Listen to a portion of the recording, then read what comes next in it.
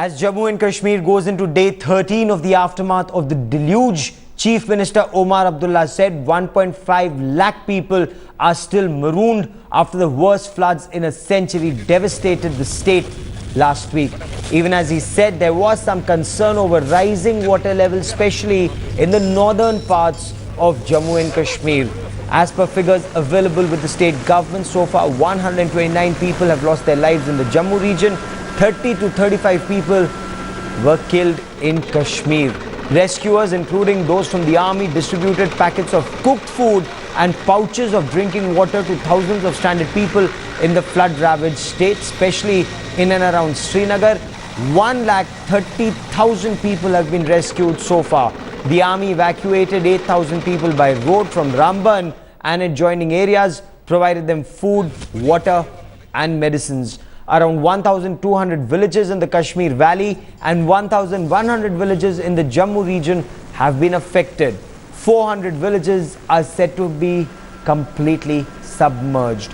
4 field hospitals have been established in Avantipur, Patan, Anantnag and Old Airfield in the Kashmir Valley to provide medical aid to the people. Till now, doctors say they've treated more than 21,500 patients.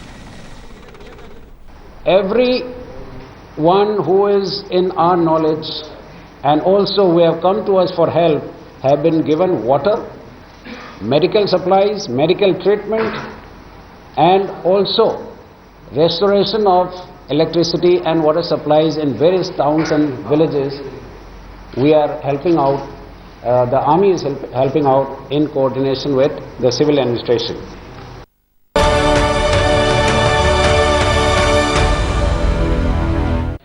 One of the biggest problems being faced by the people across the city of Srinagar and the adjoining 2 districts that have been ravaged by these floods is the lack of communication and also lack of information. One of the first places to shut down after the waters of the Jhelum crept in was the office of Radio Kashmir right here. This is the one station that is heard by most Kashmiris for information, in normal times for entertainment and for news.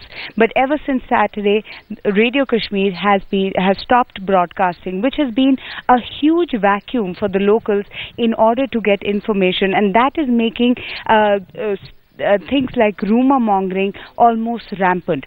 When clear information from a resourceful channel is not coming through, there is bound to be rumor mongering, loss of information and also misinformation most importantly. The government, we are being told, is bringing in equipment from outside, from Delhi, to make sure that they have a makeshift Radio Kashmir station operational as soon as possible. But it's already been 7 days into what is perhaps the worst a part of this flood. The first one happened last week, and after that, from the 6th, this station has been shut, and this is clearly becoming a huge communication void for people across the valley. So the onus is going to be on the civil administration as well as for the centre to make sure, for the Information and Broadcasting Ministry, to make sure that Radio Kashmir starts operating soon, so that it becomes a channel of information for the government and for the agencies that are at work, and to make sure that there is no misinformation, which is perhaps one of the biggest problems right now. With camera person Prashant, inside the Radio Kashmir complex, this is Mahrukh Inayat for Headlines Today. And after Mahrukh Inayat's report, let's now take you straight to Headlines Today's Maushami Singh, who took stock of relief operations being carried out in the valley and the challenges being faced by the rescue agencies.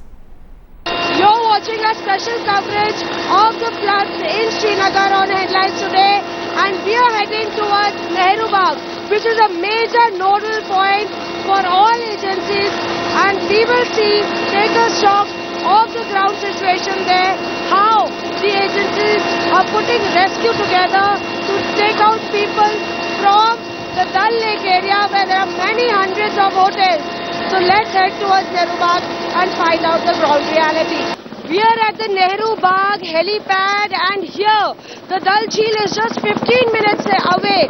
One would believe that the rescue operation would be going in full scale, but we have come to know that none of these NDRF boats have left in the Dal Jheel, and they have, even if they have, They have returned back.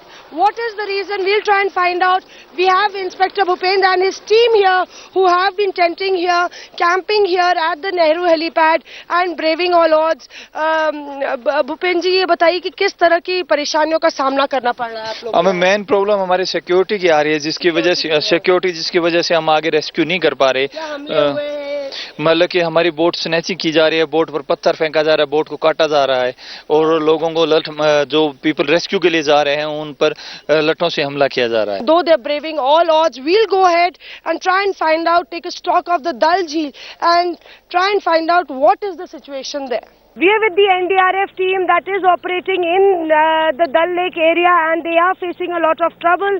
According to them, they have to face the aggression of the boatmen here. So how difficult has been your operation been here? What spots are you focusing on? Basically, we are Bollywood area is totally flooded. There are a lot of hotels in Bollywood Road, MA Road, and a lot of tourists, including foreign tourists, they are stuck up here. Road movement from Dal Gate to Nisat is not through. So every movement is possible only through boats only. And we are operating in this area since last 4 days. What are the problems that you're facing? Problems basically, this is aggressive resentment of the local residents here, especially Sikarawalas.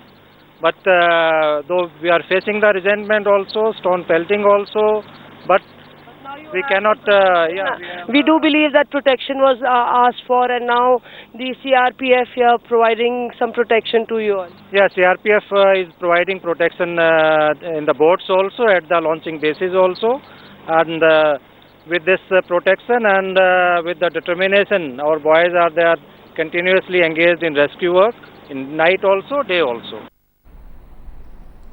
These miscreants who are slashing boats and beating up victims of these floods who want to board these boats, they need to be arrested, they need to be jailed. These are anti-national elements who are deliberately trying to disrupt these operations. Now, with the water level receding in River Jhelum, the threat of an epidemic outbreak is increasing, not just in and around Dal Lake but across the Kashmir Valley. There is a massive shortage of medicines, injections in this area. Now, noting that the flood tragedy in Jammu region has acquired great proportions, the Health Minister, the Union Health Minister, Dr.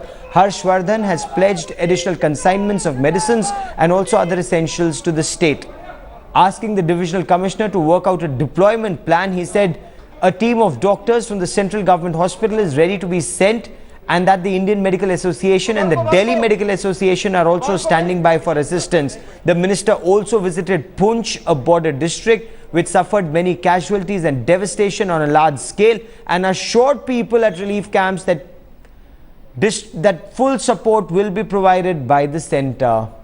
Two brave Indian Army Jawans who were washed away in the floods during rescue operations in Pulwama, South Kashmir, have now been declared dead. The soldiers were washed away 6 days ago while carrying out rescue and relief operations to help those stranded by floods. 38-year-old Naik Khemchand belonged to the 20th Battalion of the Kumaon Regiment. 24-year-old Rifle Mir Owaisi Hussain was a part of 15 Jammu and Kashmir Light Infantry.